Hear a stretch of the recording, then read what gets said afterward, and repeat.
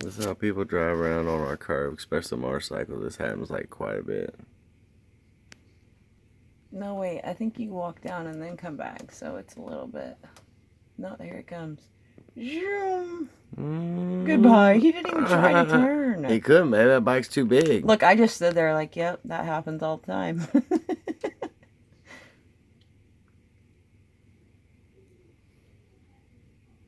Look, exactly. He don't even move. Well, he's fucking. He's humiliated down there. He's freaking out. Yeah.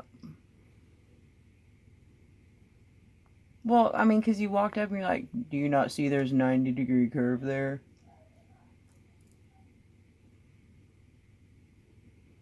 He tried to get out of there as fast as he could before you got there. Oh, yeah.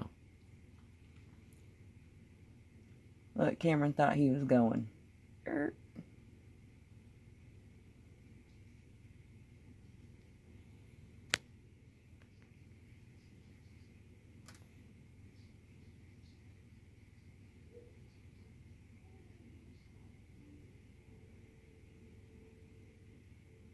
I thought he had it there. And oh, no, he about wipes it out.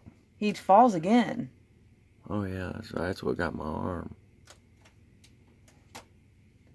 Oh, I didn't even notice the truck that went by. He's super stressed out right now, babe, since that truck done seen him down there and everything. He won't let me help him. He's like, oh, I'm good. I was like, no, dude, you're not. You're stuck. Oh, babe, it hurt his pride right there. Boom, fell over again.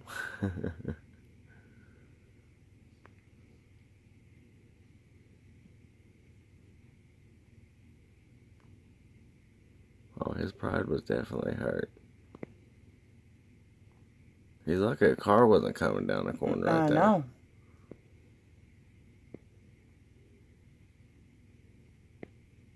He should have just let you got on the bike and drove it out of there. No, man, he was trying to get in, out, and away from me as fast as possible. He was. Like I said, once we get him out. I know he didn't turn around. No, he just cut a rug. Oh, he was so close. Look, he's like, fuck it. He's out of there, dude. Don't say, hey, thanks, dude, nothing, sorry about it, or nothing. It's like releasing a wild animal. They don't look back.